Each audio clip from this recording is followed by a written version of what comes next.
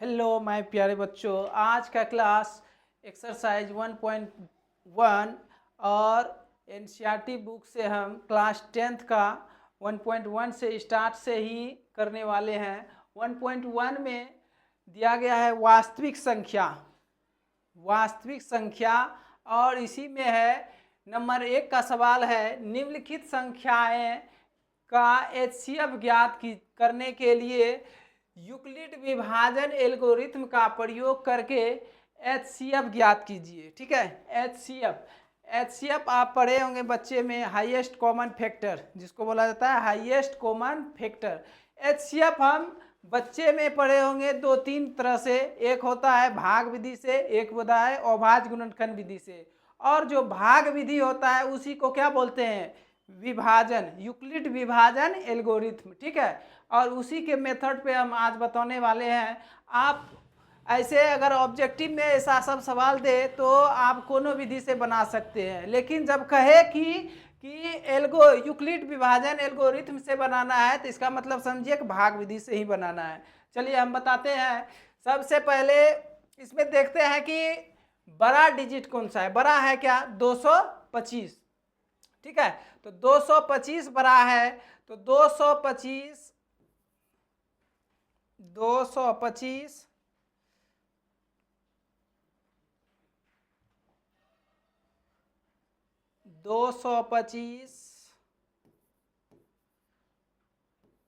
More than 135। ठीक है, अब यहाँ पे यूक्लिड विभाजन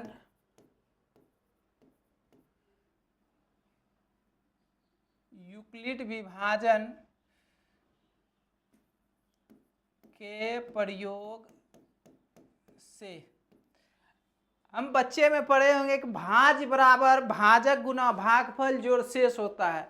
ठीक है, तो भाज्य बराबर लिखेंगे इस जगह, भाज्य बराबर भागफल गुना भाज्य बराबर भाजक होगा। ठीक है,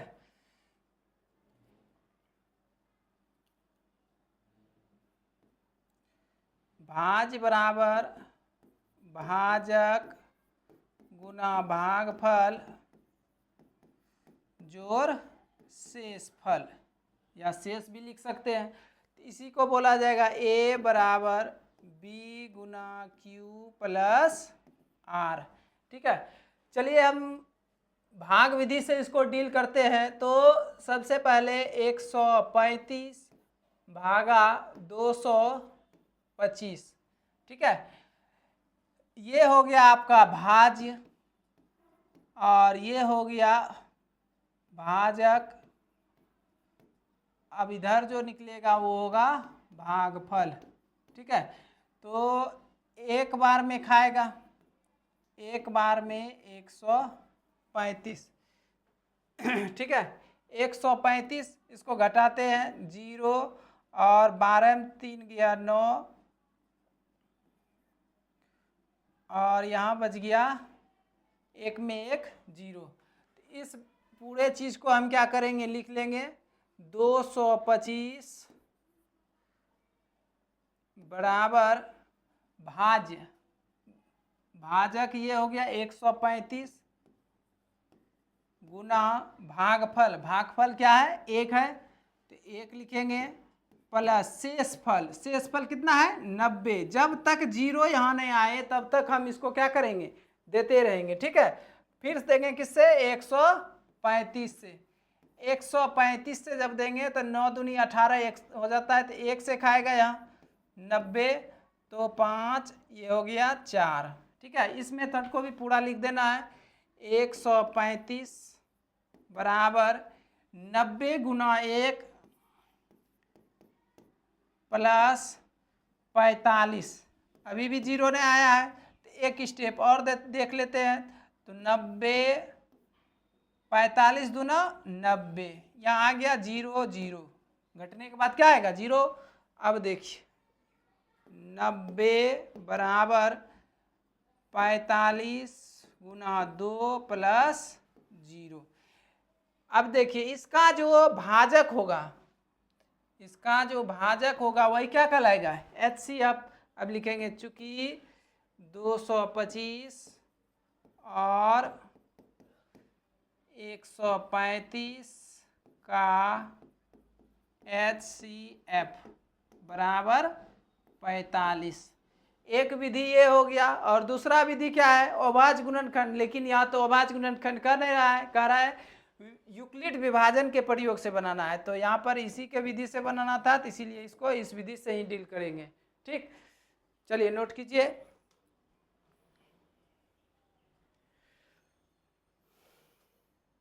इसी का फिर दूसरा दिया है 196 और 38,220। 196 और 38,220।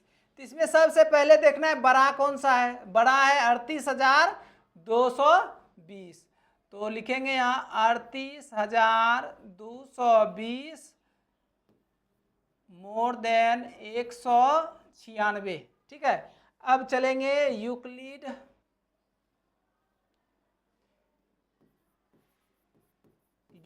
विभाजन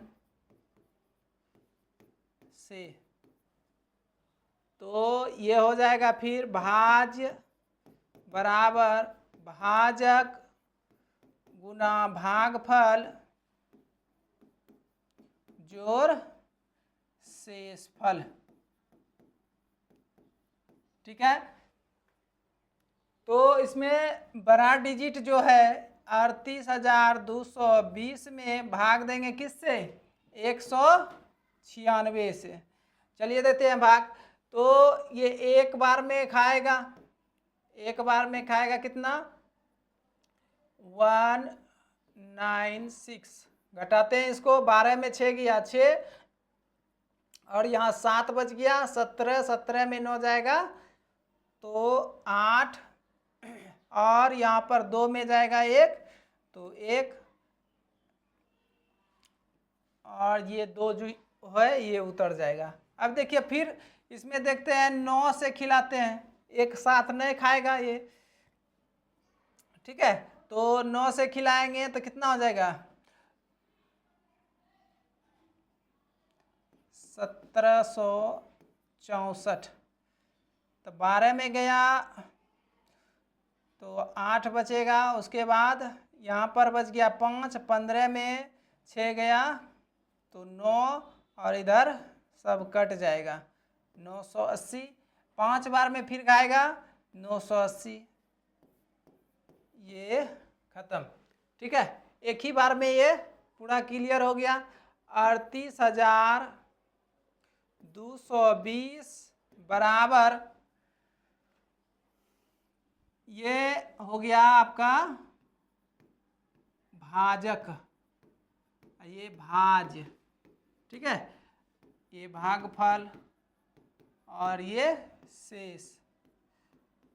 ठीक है, तो भाजक कितना है 196 गुना भागफल 195 प्लस शेषफल 0। क्या बोले थे, जब तक 0 ना आए तो उसका नहीं निकलेगा। तो यहाँ तो 0 एक ही बार में आ गया, तो क्या लिखेंगे, अतः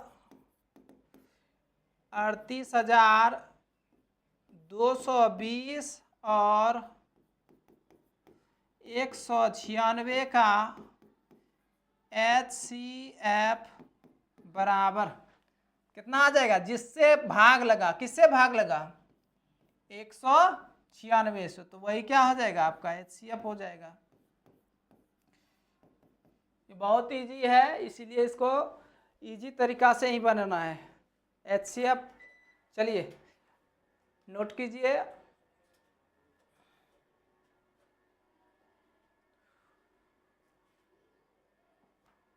चलिए अगला देखिए, अगला फिर दिया है 867 और 255।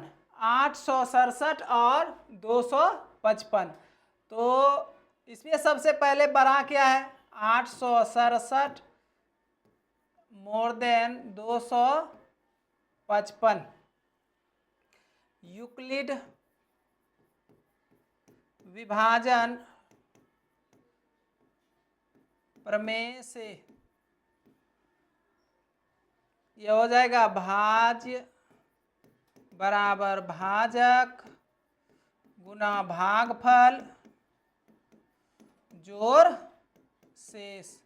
ठीक है, शेष बोले या शेषफल दोनों बात बरोबर है। 255 से देंगे किस में, 867 में भाग, तो क्या बार में खाएगा, ये 3 बार में खाएगा। 3 5 15, 3 5 15, 1 16, 3 दूनी 6 1 7। अब घटा दीजिए इसको, 2 बचेगा और ये 0 और 1। ठीक है, इस डिजिट को क्या करेंगे, लिख लेंगे 867 और ये हो गया भाजक, तो 255 गुना 3 जोड़ शेषफल 102। अब 102 में से भाग देना किस में, 255 में, तो 2 बार में खाएगा कितना, 204। घटा दो इसको, 1 और 5 में गया तो 0, 5 ही हो जाएगा। इसको भी लिख लेते हैं, 255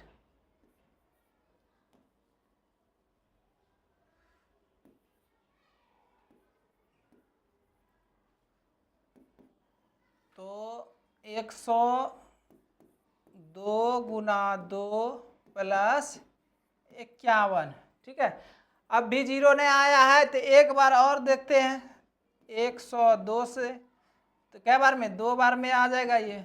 अगली बार क्या हुआ, 0 आ गया, 0 0 घट के क्या आएगा, 0, तो HCF आपका क्या हो गया, 51। इसको पहले लिख लेते हैं, 102 बराबर 51 गुना 2 प्लस 0। ठीक है, लिखेंगे अतः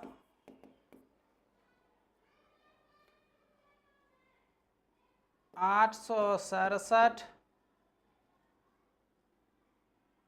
और 255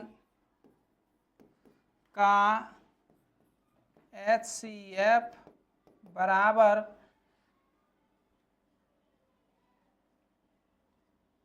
51। चलिए नोट कीजिए,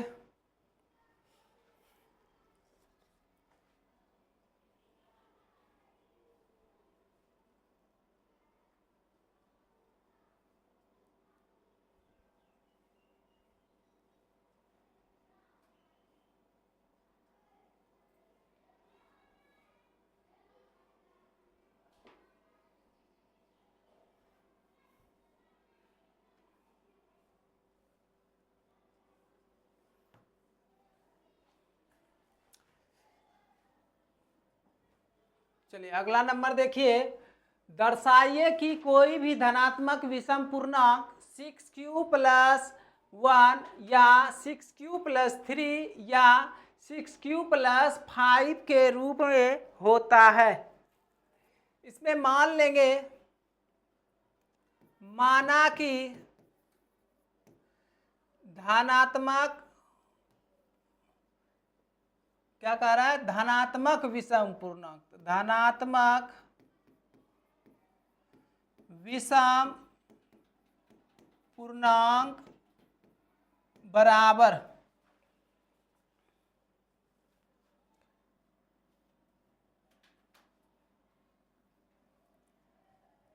ए और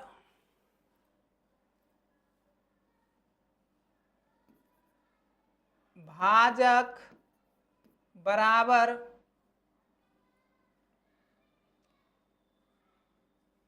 6 भागफल बराबर Q और शेषफल मान लेते हैं, हाईएस्ट यहाँ पर दिया है 5, तो 5 से नीचे ही रहेगा, 0 1 2 3 4 ठीक है, 5 भी ले सकते हैं।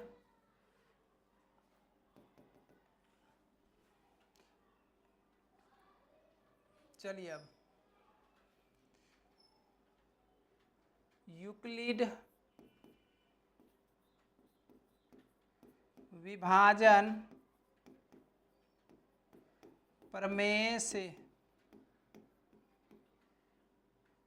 भाज्य बराबर, अभी तुरंत बताए हैं, भाज्य बराबर भाजक गुना भागफल जोड़ शेष, या शेषफल भी बोल सकते हैं। इसको किस टाइप से लिख सकते हैं, a बराबर b गुना q प्लस r। तो a बराबर b q प्लस r, इसको समीकरण मान लेते हैं फर्स्ट। ठीक है, अब इसी में हम सब का मान रखते जाएंगे। तो r बराबर 0 रखने पर, जब r बराबर 0 रखेंगे और भाजक कितना है 6, तो इसी का 6 रख लेते हैं, 6 इसी को बना देते हैं, 6 ये हो गया। ठीक है, 6q प्लस r। तो a बराबर क्या निकल जाएगा, 6q प्लस r के स्थान पे 0 रखना है, तो ये हो गया a बराबर 6q, समीकरण सेकेंड। ठीक है, पुनः r बराबर 1 रखने पर, किसमें रख रहे हैं, समीकरण फर्स्ट में सबका मान रख रहे हैं, याद रखना है, या तो लिख भी सकते हैं। तो ये हो गया a बराबर 6q प्लस 1, समीकरण थर्ड। r बराबर 2 रखने पर, अब r बराबर 2 रखेंगे तो क्या हो जाएगा, a बराबर 6q प्लस 2, समीकरण फोर्थ। समीकरण फर्स्ट में r बराबर 3 रखने पर, जब r बराबर 3 रखेंगे तो क्या हो जाएगा, a बराबर 6q प्लस 3, समीकरण 5। फिर r बराबर 4 रखने पर, तो क्या हो जाएगा, a बराबर 6q प्लस 4, समीकरण 6। r बराबर 5 रखने पर, तो ये भी हो जाएगा a बराबर 6q प्लस 5, समीकरण 7। अब देखिए हमको क्या कह रहा था यहाँ क्वेश्चन, दर्शाइए कि कोई भी धनात्मक विषम पूर्णांक 6q plus 1, 6q plus 3, 6q plus 5 के रूप में होता है। तो क्या हो रहा है यहाँ पर देख लीजिए 6q आ रहा है पहला, जब वो 0 रखे तो कोई भी धनात्मक पूर्णांक, जब का कोई भी धनात्मक पूर्णांक का मान रख रहे हैं तो सब क्या आ रहा है, इस रूप में आ रहा है। देखिए लिखेंगे, चूंकि अतः समीकरण, ये हो गया आपका फर्स्ट, थर्ड और 5 और 7 से, समीकरण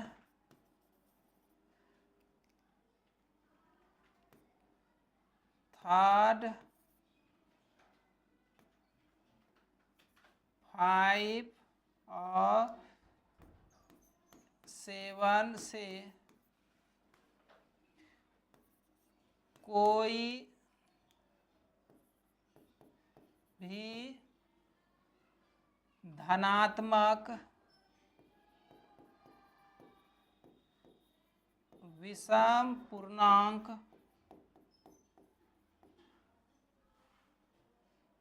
6q प्लस 1 या 6q प्लस 3 या 6q+5 के रूप में